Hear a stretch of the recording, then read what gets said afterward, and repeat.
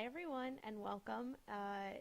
Today at DGMP Nutrition we're going to run through a really quick tutorial on MyFitnessPal. This is my personal page and I do pay for premium. What premium allows you to do is actually enter your own macronutrients rather than a percentage.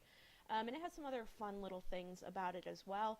I highly recommend it. It was only $50 for the entire year, and since this is something I use every day, it was completely worth it. So what we're looking at is our homepage. What I just explained, so like if you were just starting and I gave you a certain amount of macros, you're going to go into goals. And here's where you're going to see your daily nutrition goals. And you would click edit, and then you would be able to enter in the macros that I gave you. Now something fun you can do is you can set custom daily goals. So I know sometimes I give you training macros and sometimes I give you rest day macros. So my rest days are Thursday and Sunday.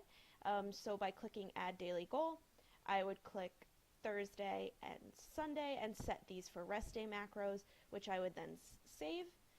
And that's going to give you, automatically it'll switch every Thursday and Sunday to these macros instead of these macros. And there was a time where I was playing with macros on different training days. So, almost, Monday, Wednesday, Friday was heavy, so that had more macros.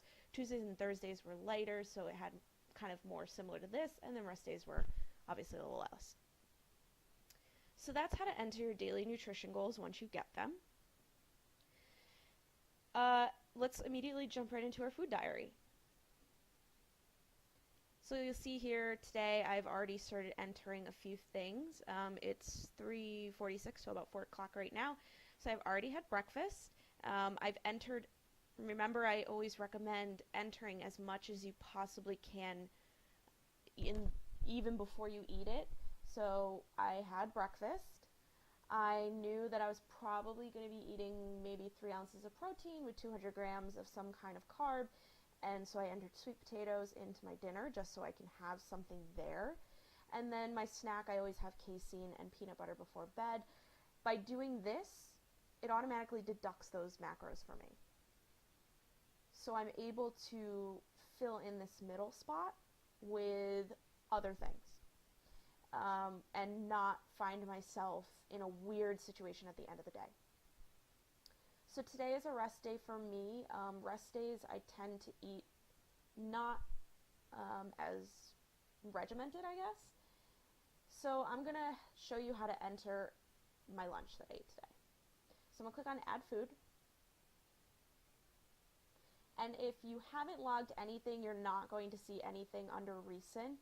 But if you, as you slowly start to log things, this is going to fill up and you will be extremely happy because those of us that eat kind of the same thing every day, this is really handy because you can simply click right through it. So today I had 3 ounces of grilled chicken. I had 100 grams of brown rice. Just click that off. And zucchini, I had about a cup. And then we added half a tablespoon, or 7 grams, of peanut butter. Butter. Peanut butter would be kind of weird. So I just clicked add checked. And there's my lunch. And it automatically starts deducting from down here. And it's showing me that I have 33 grams of carbs, 33 grams of fat, and 48 grams of protein left. Now, let's go back into add food. If you didn't have any recents or you ate something completely different from what you normally log, you would go up here and you would search the database. So let's say I was looking for deli turkey meat. Deli turkey meat. So I searched deli turkey and looks like 4 ounces, 120. 3 slices, 30, 2 ounces, 50. So you can see there's a lot of variance here, and that's why in the beginning I really want you guys to try and do a little research. Anything that has a brand name is most likely going to be correct, just because people that are entering this tend to use the scanning option on the app. So they're taking it straight off of the nutritional label. So let's say this wasn't here though. Let's say boar's head wasn't there, and I was looking at turkey breast, 4 ounces, and if you hit nutrition info, that's telling me 4 ounces is about 24 grams of protein. If I go to this one, and to make it equal, we'll say 2 servings. So now I'm looking at 4 ounces, and this one says 22 grams of protein, 2 grams of carbs, 1 gram of fat. So you can, if there's 2 that are super similar, then most likely it's correct. Let's say this one was super off. All you would do is go to Google and you would search turkey deli meat nutrition.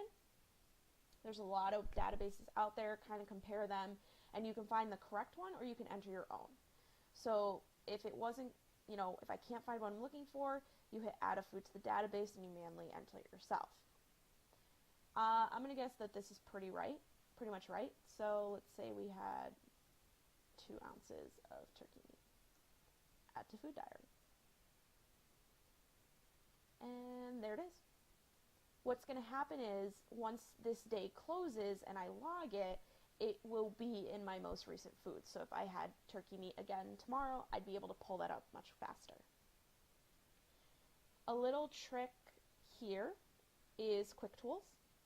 So I love to use Quick Tools because I am somebody who eats pretty much a few of the same things every day. So after my workouts, I always just hit copy yesterday. And you'll see that right there is the protein shake that I drink every single day. You can do this for meals. So this meal, if I eat this again tomorrow, I would go to Quick Tools and I would literally just hit copy yesterday. You can copy from a date. So if I didn't have it tomorrow, but I had it the next day, I can copy from Thursday.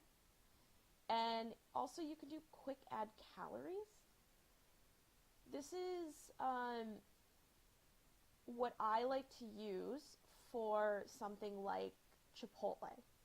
So Chipotle on its website has a nutritional diary basically, and it's interactive. So I can go in there and I can build a bowl, and it's going to tell me the calories, carbs, fats, and protein.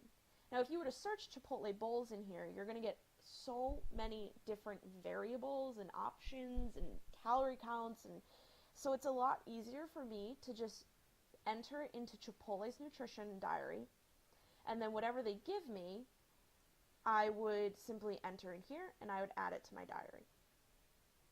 Okay? Another fun trick that a lot of people seem to not know about is you can enter recipes. So you find an awesome recipe on a blog or a website and you're not really sure how to get the macros from it. You simply go to recipes, and here is their recipe importer. And so all you would do is go to a website. So here we have banana bread. I wanted to make banana bread. So I simply copy and paste the URL and import recipe. And it automatically enters all the ingredients. They're saying this is 1 serving banana bread, and you would hit match ingredients, and we see 100% matched, nothing kind of crazy, and you can see here that they matched everything for us. 2 cups of coconut flour, and they give us the macros on that, baking soda, baking powder, salt, eggs, sugar, yada yada yada. Now the fun thing about this is there's a lot of times that I find something like banana bread and I want to make it healthier. I want to make it with more protein. So you can adjust these. You can edit the quantity, you can remove it, you can replace it. So sometimes what I'll do is I'll sub half flour for half protein powder. It doesn't work every single time, but you can really play around with things. Or I'll remove an egg and that gets rid of some of the fat, and I'll substitute in applesauce or, peanut butter. So you can really play around with this, and then you just save it or you log it. Another really cool thing you can do is go into reports, charts, and in the app, you're able to enter your weight and even pictures every single day. And it allows you to kind of see a chart. So here you can see when I was tracking it, I started at 148, at one point I was 150, but then it peaked, or it went down, peaked up, plateaued, went back down. So this kind of gives you a really good idea. What you really want to see is if you were to draw a line kind of through this graph, is everything trending down? And even though I plateaued here and had a spike there, you can see that the line would be, it kind of goes down and then maybe a little bit up, but pretty much down. And that's what you want to see in weight loss. Weight loss is not linear. It's never going to be straight down. It's always going to be a series of up and down. So this is just good to see your progress overall. And I highly, highly recommend doing it like this. Alright guys, that's pretty much the bare bones of MyFitnessPal premium things that I think you would be using on a daily basis and are really helpful to know. There are a ton of different things to do in there. We didn't even touch on, friends or community or the other apps that you can sync to it, exercise. But that's pretty much what you would need if you were doing a program with DGMP, and it makes your life a lot easier. If you have any questions, please comment below or reach out to us. Our email is danielle@dgmpnutrition.com. Thanks, guys.